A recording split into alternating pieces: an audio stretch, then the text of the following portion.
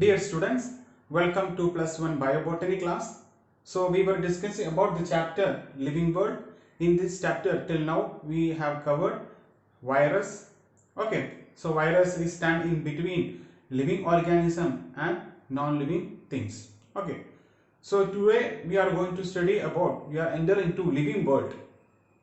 So many living organisms found on this earth. It is very difficult to understand each of them in very detail if there is no classification.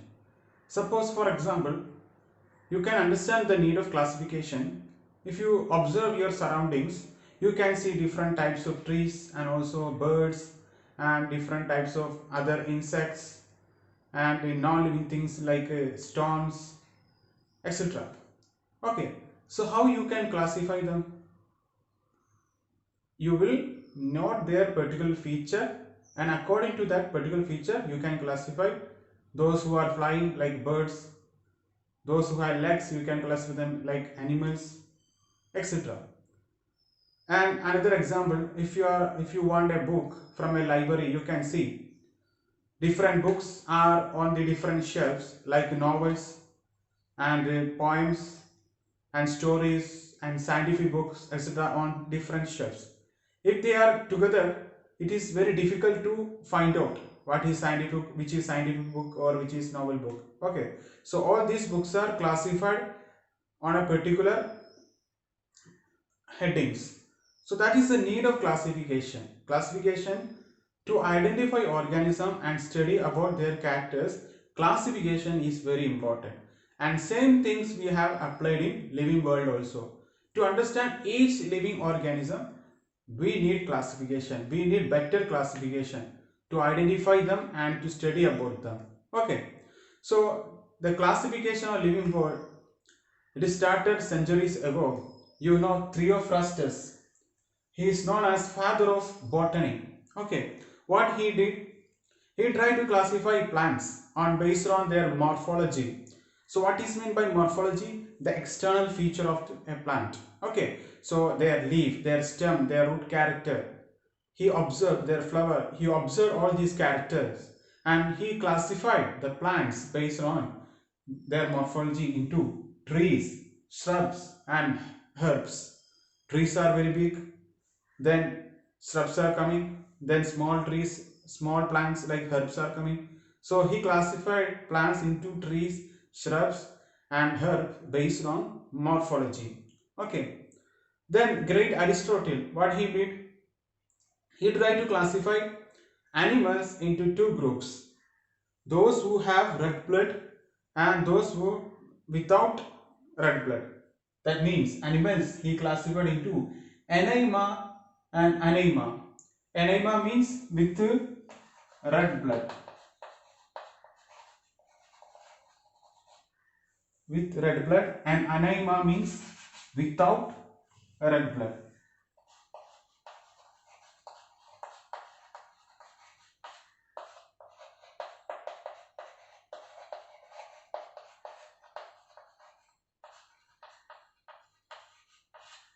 Okay. He tried to classify animals into two groups, Anaima and Anaima. Anaima means with red blood, Anaima means without red blood. Then after Aristotle, then Carl Linnaeus, what he did, he tried to classify the living world into plants and animals based on their morphology. He studied about their characters, external features, and he tried to classify living world into plants and animals. Okay, so even though he tried to classification, there are so many drawbacks or setbacks. He put the prokaryotes and eukaryotes together. When he tried to classify the living world, he put prokaryotes and eukaryotes together. You know what is prokaryote and what is eukaryote? Prokaryote means those who have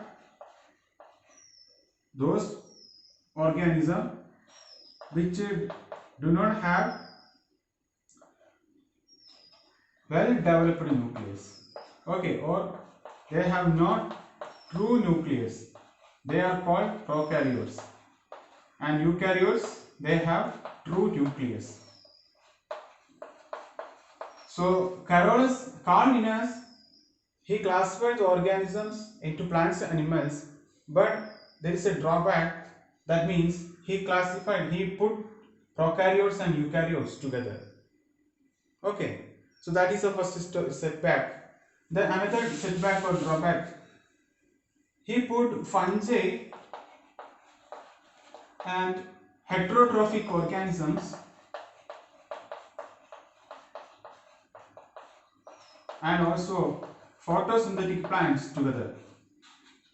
Photosynthetic plants together. Photosynthetic plants, they prepare their own food. They are autotrophs. Heterotrophic organisms, they depend other organism for their food. And fungi may be saprophyte or heterotrophic. So these organisms, they show different characters, but Carl Linnaeus put them together. So this is another drawback of Carl Linnaeus classification. Okay, he mainly classified the organisms based on their morphology. These scientists, they didn't study about their anatomy, their metabolism and their biochemistry. In this field, they didn't try to classify, according to this field, they didn't try to classify the animals, because later on the technology advanced, many scientists or taxonomists, they tried to classify the living world based on metabolism and the biochemistry and anatomical features and cellular biology. They try to classify living organism. Okay, but these scientists, they try to classify based on morphology, on their external features. So that is the introduction about classification of living world. Then after, you might have heard about 5 kingdom classification, 6 kingdom classification, and later advanced 7 kingdom classification, etc. So those are the different types of classification. Next check what are the needs of classification. So needs of classification. In this living world, there are millions of number of species are found, and it is very difficult to understand them if there is no without classification. We have to classify them properly. Okay, so these are the needs of classification. Why do we classify living organism? So first need, to relate things based on common characteristic features. So some group of organism, they perform photosynthesis, they have leaf and they have root and they have stem, then we can place them as plants, for example. So to relate things based on common characteristic features. Okay, then to define an organism based on salient features, you got a new organism and that organism can perform photosynthesis and they have leaf-like structures, then you can define them as related with plants. They are coming under category plants. Okay, then it helps in knowing the relationship among the different groups of organisms, and it also helps to understand the evolutionary relationship or phylogenetic relationship among the organisms. Okay, so who is ancestor, and from how the evolution takes place from ancestor to this plant or this organism, all these steps, how this evolution, what are the evolutionary steps takes place, what are the changes takes place, what are the variation, all we can study if we classify the living world. Okay, so these are the needs of classification.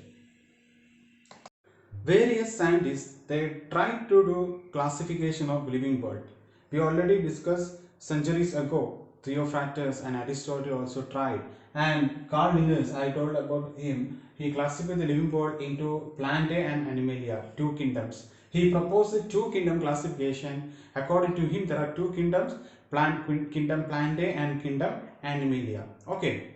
Then after Carl Linnaeus, then Ernest Haeckel, he proposed a three kingdom classification, and according to him there are three kingdoms: kingdom Protista, kingdom Plantae and kingdom Animalia.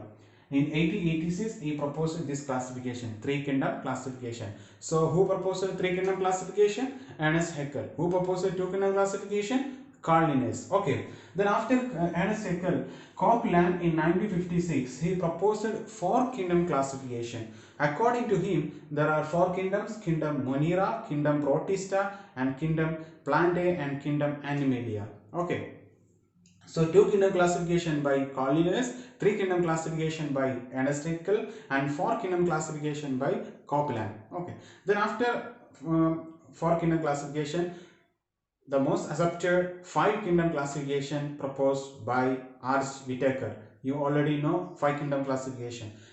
R.H. Whittaker, he classified the living world into 5 kingdoms. What are those? Kingdom Monera, Kingdom Protista, and Kingdom Fungi, and Kingdom Plantae, and Kingdom Animalia. So let's check what is 5 kingdom classification.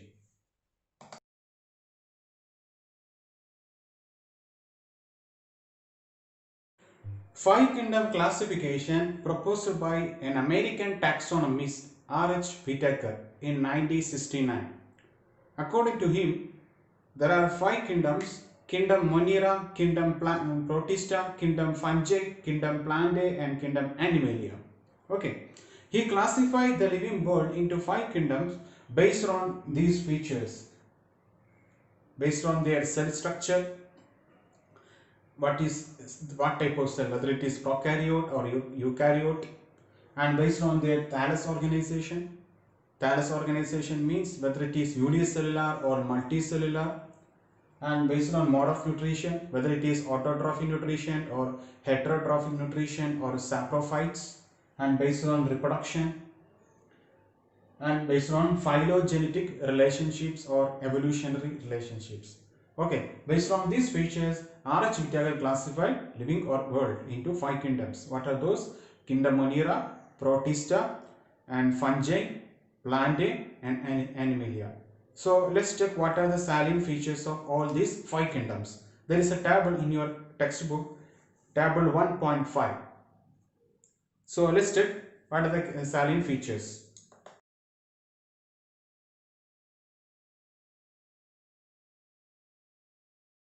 So 5 kingdom classification. First kingdom, Kingdom Monera.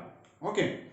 So we are going to check what are the features of Kingdom Monera based on their cell type, and what is their cell type, level of organization, and their cell wall, and nutrition, motility, and a few examples for Kingdom Monera.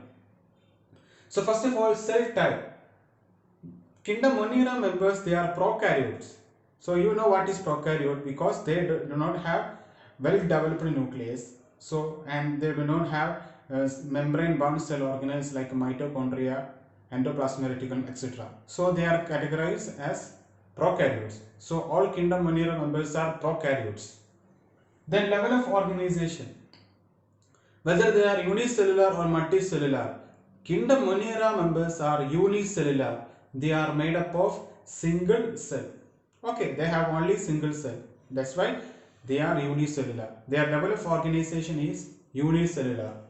Then cell wall. Kingdom Monera members, they have cell wall. Cell wall is present, and the cell wall is made up of peptidoglycan and mucopeptide. This is the component of the cell wall of Kingdom Monera members. Okay, peptidoglycan and mucopeptide. The nutrition. What kind of nutrition present in Kingdom Monera? Autotrophic nutrition also present. Autotrophic and also heterotrophic nutrition also present. Okay, autotrophic nutrition may be photoautotrophic nutrition or maybe chemoautotrophic nutrition. What is autotrophic nutrition? Autotrophic nutrition means they can synthesize their own food. So some members, they are photoautotrophic. They utilize light as energy source to synthesize food. And some members are chemoautotrophic.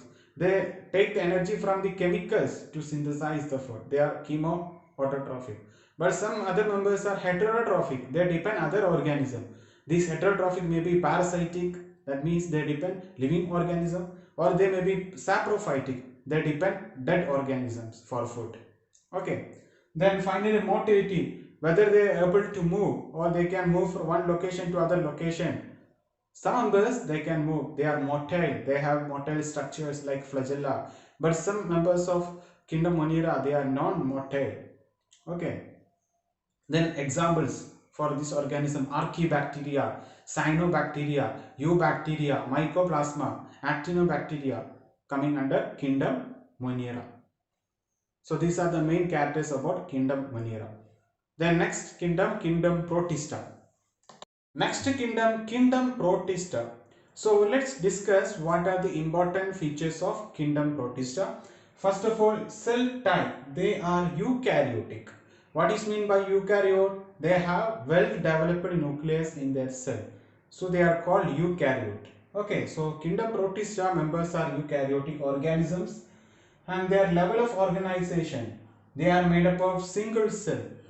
They have only one cell, that means they are unicellular. All kingdom Protista members are unicellular. They have only single cell.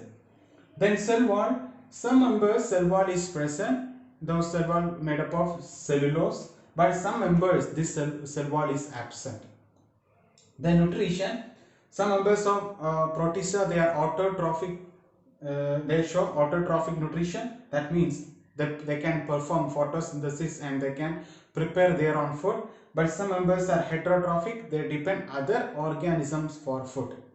Then motility, some members they can move one location to other location using the structures like flagella or cilia. That means they are motile. And some members are non-motile.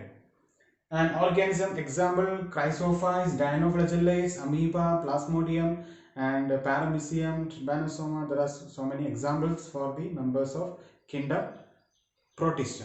Okay, the next kingdom fungi. Next kingdom fungi. Let's check what are the important characters of kingdom fungi. So first of all, cell type, they are eukaryotic.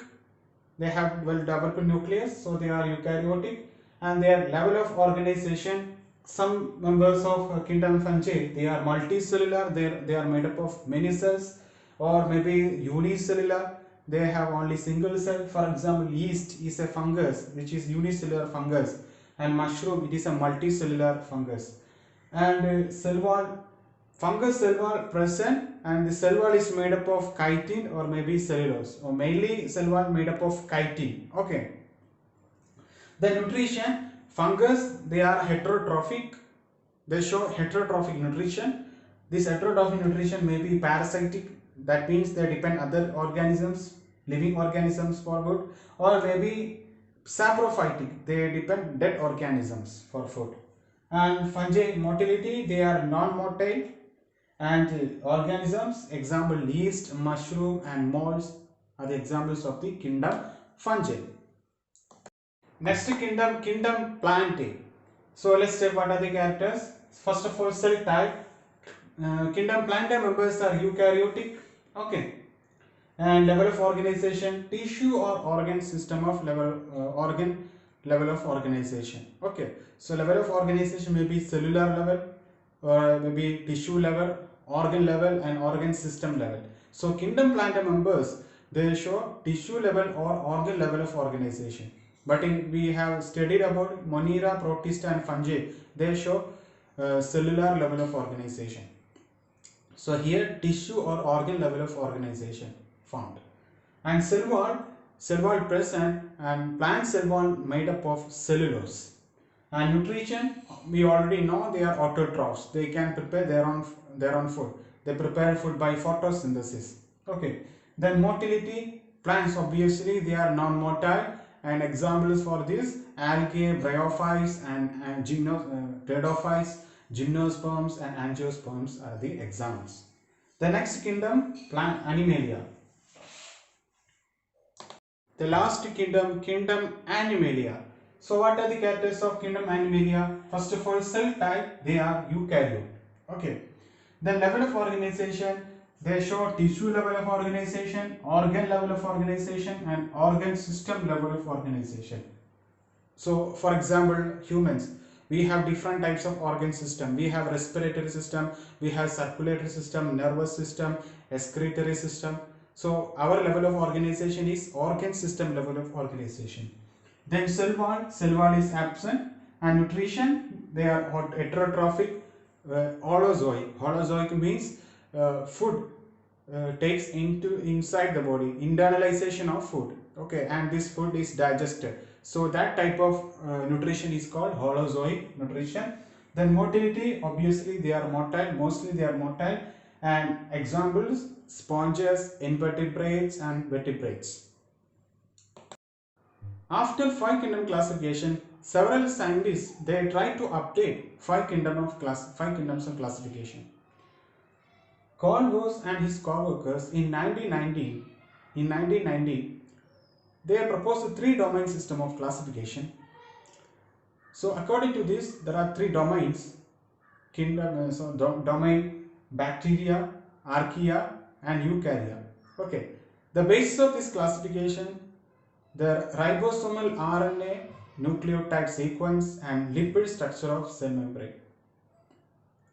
Then after this three-domain classification, Thomas Cavalier Smith they proposed a six-kingdom classification. They splitted kingdom Monera into two kingdoms, kingdom Archaebacteria and Eubacteria. Okay, they introduced new kingdom. So total there are six kingdoms. Archaebacteria one kingdom, another kingdom Eubacteria. Then later, Ruggeri et al. Recently they proposed a seven kingdom classification. They proposed two super kingdoms, super kingdom Prokaryota and super kingdom Eukaryota. Under super kingdom Prokaryota, Archaebacteria and kingdom Archaebacteria and kingdom Eubacteria included. Then after under super kingdom Eukaryota, kingdom Protista, kingdom Plantae, Fungi, Animalia they are included. Okay. Then also additionally a seventh kingdom also included here, kingdom Chromista.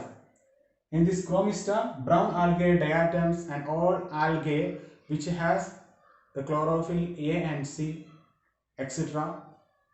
included under kingdom Chromista. Brown algae and diatoms are included under kingdom Chromista. So they introduce a new kingdom, kingdom Chromista. So this is advanced kingdom classification of living world, that is seven kingdom classification. Okay. The next chapter we will in next class we will study about bacteria.